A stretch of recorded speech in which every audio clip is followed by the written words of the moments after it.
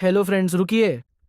अगर आपने इससे पहले वाला एपिसोड अभी तक नहीं देखा है तो पहले उसे देख लीजिए, जिसके बाद आपको यह स्टोरी अच्छे से समझ में आएगा। फर्स्ट एपिसोड का लिंक डिस्क्रिप्शन में दिया है, प्लीज़ चेक इट। आगे के एपिसोड आपको चैनल पर मिलेंगे।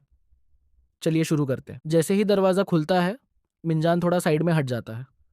वो हिचकिचाते हुए पूछने ही वाला होता है कि क्या हुआ, लेकिन अगले ही पल उसका एक्सप्रेशन पूरी तरह बदल जाता है। उसके सामने खड़ा आदमी पूरी तरह खून से लथपथ होता है। मिंजान तुरंत घबरा जाता है। वो पूछता है कि क्या वो ठीक है और क्या उसे एम्बुलेंस बुला दे। लेकिन तभी वो आदमी अचानक मुंह पूरा खोल देता है और उसे काटने के लिए झपट पड़ता है। मिंजान जल्दी से अपनी बांह उसके गले के नीचे लगा देता है और चिल्लाकर पूछता है कि वो अचानक पागलों की तरह क्यों बर्ताव कर रहा है। लेकिन वो आदमी रुकता नहीं है। मिंजान गुस्से में उसे जवाब देने के लिए चिल्लाता है। फिर मिंजान उसे पूरी ताकत से छाती पर लात मारता है। वो लात सीधे उसकी छाती पर लगती है और आदमी बाहर की तरफ उड़ जाता है। मिंजान तुरंत दरवाजे का हैंडल पकड़कर दरवाज़ा जोर से बंद कर देता है। वो आदमी फिर से दरवाज़ा पीटने लगता है और मिंजान अपनी पीठ दरवाजे से टिकाकर खड़ा हो जाता है। उसके पैर बुरी तरह कांप रहे होते हैं। वो जोर जोर से सांस ले रहा है, समझ ही नहीं पा रहा कि ये सब आखिर था क्या। उस आदमी का चेहरा पूरी तरह बदल चुका था। एक समझदार नागरिक की तरह सबसे पहले वो पुलिस को कॉल करने की कोशिश करता है, लेकिन अपोकेलिप्स अभी अभी शुरू हुआ था और फ़ोन पहले ही काम करना बंद कर चुका था। असल में ऐसा लग रहा था कि ये सब काफ़ी देर पहले ही शुरू हो चुका था, क्योंकि सुबह 9 बजे से ही उसके फ़ोन पर इमरजेंसी अलर्ट आ रहे थे। बस फ़र्क इतना था कि वो पूरा दिन गेमिंग में लगा रहा, स्कूल में पिट भी गया और कुछ भी नोटिस नहीं कर पाया। तभी उसे उस छोटे से फर्श वाले विंडो से आवाज़ें सुनाई देती हैं। सिर्फ कोरिया में ही ऐसा अजीब डिज़ाइन हो सकता है। दीवार के ऊपर एक छोटा सा विंडो जो सीधा सड़क तक खुलता है। कमाल का कैपिटलिस्ट इंजीनियरिंग। 5 मिलीलीटर बारिश हो जाए तो पूरा घर पानी से भर जाए। जिसने ये डिज़ाइन बनाया था वो सच में जीनियस रहा होगा। वो बाहर झांकता है और जो पहला सीन देखता है उसमें लोग एक दूसरे को खा रहे होते हैं और बाकी लोग चीखते चिल्लाते हुए भाग रहे होते हैं। मिंजान को कुछ भी समझ नहीं आ रहा होता। वही बूढ़ा आदमी जो उसका दरवाज़ा पीट रहा था अब बाहर दूसरे लोगों का पीछा कर रहा होता है। मिंजान तुरंत विंडो बंद कर देता है और सोचने लगता है, मेरी माँ ठीक तो है ना। ये वही टाइम था जब उन्हें घर लौटना चाहिए था। वो कॉल करता है लेकिन कॉल कनेक्ट ही नहीं होती। कुछ देर बाद रात हो जाती है। वो लाइट बंद कर देता है और कमरे के पीछे बेडशीट के नीचे छिप जाता है। फ़ोन हाथ में लेकर वो न्यूज़ ढूंढने की कोशिश करता है, लेकिन इंटरनेट भी अब काम नहीं कर रहा होता। आखिर में वो टीवी ऑन करता है और वॉल्यूम बहुत कम रखता है ताकि कोई सुन ना ले। न्यूज़ में बताया जा रहा होता है कि पूरे शहर में बेरहमी से हत्याएं हो रही हैं। मरने वालों की संख्या गिनी नहीं जा सकती। सरकार इसे टेररिस्ट अटैक मानकर जांच कर रही होती है, लेकिन अभी तक कोई जानकारी सामने नहीं आई होती। मिंजान पूरी तरह कंफ्यूज हो जाता है। क्या ये सच में टेररिज्म लग रहा था? उसे बिल्कुल नहीं लगता कि ऊपर वाला आदमी कोई आतंकी था। हमेशा की तरह हर अच्छी अपोकेलिप्स स्टोरी में सरकार लोगों को घर के अंदर रहने और बाहर किसी से भी कांटेक्ट ना करने की सलाह देती है। लेकिन तभी ब्रेकिंग न्यूज़ आती है। बूझन शहर की सड़कों पर, जो सबसे व्यस्त शहरों में से एक है, हिंसक हमले शुरू हो चुके हैं। पूरे कोरिया से ऐसे ही हमलों की रिपोर्ट आने लगती है। पुलिस और मिलिट्री एक्टिव हो जाती है, लेकिन हालात कंट्रोल में आते नहीं दिखते। हमारा प्रोटैगनिस्ट, जो जॉम्बी गेम्स का आदी है, अब समझने लगता है कि ये सीन उसे बहुत जाना पहचाना लग रहा है।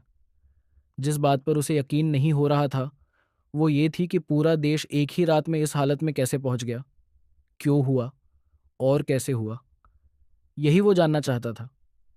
वो उठते हुए कहता है कि अब यूं बैठे रहने का टाइम नहीं है। कम से कम वो आदमी जो उसे परेशान कर रहा था अब यहाँ नहीं दिख रहा था। शायद बाहर अब क्लियर हो। सबसे पहला काम था अपार्टमेंट को अपने कंट्रोल में लेना। मतलब फ्रंट डोर को लॉक करना सबसे ज़रूरी था। पीप होल से देखने पर कोई नज़र नहीं आता। वो थोड़ा हिचकिचाते हुए दरवाज़ा खोलता है और देखता है कि पैरों के निशान नीचे की तरफ जा रहे हैं। शायद वो आदमी चला गया था। वो मेन एंट्रेंस तक जाता है, कुंडी लगाता है और बाहर झांकता है।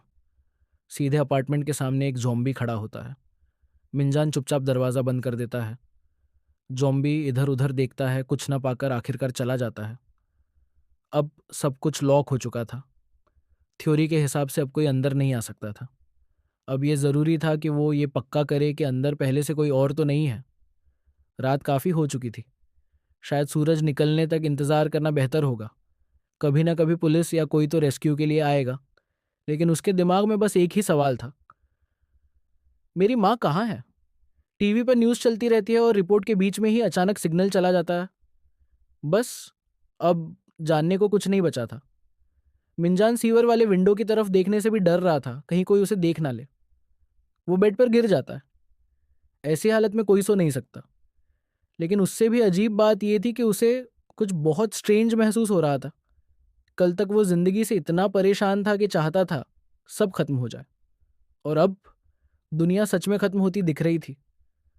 अब वो जिंदा रहने की पूरी कोशिश कर रहा था। शायद ये सब उसकी पुरानी जिंदगी से इतना अलग भी नहीं था। पहले उसे उस नरक में सरवाइव करना था। अब इस नरक में सुबह होती है, घर के सामने टूटी हुई गाड़ियां और हर तरफ जॉम्बी घूम रहे होते हैं। वो धीरे धीरे कम्प्लेक्स का मेन डोर खोलता है। लाशें पड़ी होती हैं और कुछ जॉम्बी बिना किसी दिशा के घूम रहे होते हैं। हवा में खून की तेज बदबू होती है। सिर्फ माहौल देखकर ही साफ था कि यहाँ कुछ भी सुरक्षित नहीं है। अब यहाँ से निकलने की कोशिश करना सीधा सुसाइड होता। दरवाजे से पीठ टिकाकर वो सोचता है कि अब क्या करे। तभी उसे सप्लाइज की याद आती है। उसके कमरे में 4 रैमियोन और 6 कप नूडल्स थे। सब मिलाकर करीब 2 हफ्ते का सामान था। पानी और गैस अभी भी चल रही थी, जो बहुत अच्छी बात थी। अगर सब सही से रेशन करे तो वो 1 महीने तक बाहर जाए बिना सरवाइव कर सकता था। 1 महीने में कोई ना कोई रेस्क्यू के लिए ज़रूर आएगा। लेकिन वो बस यही जानना चाहता था कि उसकी माँ ठीक है या नहीं। वो पुलिस को कॉल नहीं कर सकता था, एम्बुलेंस नहीं बुला सकता था, किसी से भी कांटेक्ट नहीं हो पा रहा था। एक और प्रॉब्लम ये थी कि इस अपार्टमेंट में अब भी 5 घरों में लोग मौजूद थे। उस बूढ़े आदमी के अलावा जो बाहर ज़ॉम्बी बन चुका था, बाकी लोग अभी अंदर थे। उसे याद आता है कि यहाँ एक बुजुर्ग कपल रहता है। पता नहीं वो अब भी जिंदा है या नहीं। और फिर उसे याद आता है कि ऊपर की मंजिल पर उसके हाई स्कूल का एक लड़का रहता है। हर मंगलवार वो उसे अपनी गर्लफ्रेंड के साथ दिखता था।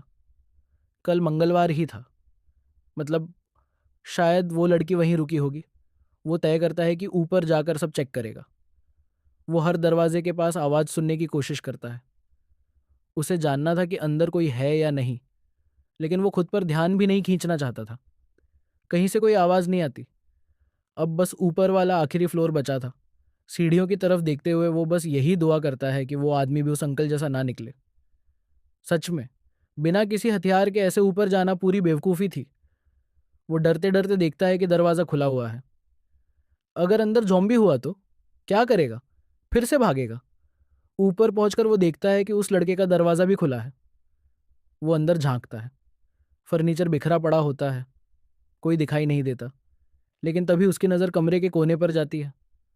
फर्श पर खून पड़ा होता है। वो अभी ठीक से समझ भी नहीं पाता कि बाथरूम में लड़की को पूरी तरह खाया जा चुका होता है, और वही लड़का उसके पास खड़ा होता है। मिंजान कहता है कि ओपोकैलिप्स के दूसरे दिन ही उसकी ज़िंदगी हमेशा के लिए बदल गई। दोस्तों, माफ़ कीजिएगा मैं फिर से आपका टाइम ले रहा हूँ, लेकिन अगर आपको ये स्टोरी एक्सप्लेनेशन अच्छी लग रही हो तो प्लीज़ चैनल को सब्सक्राइब और वीडियो को लाइक और कमेंट और शेयर करना ना भूलें। धन्यवाद।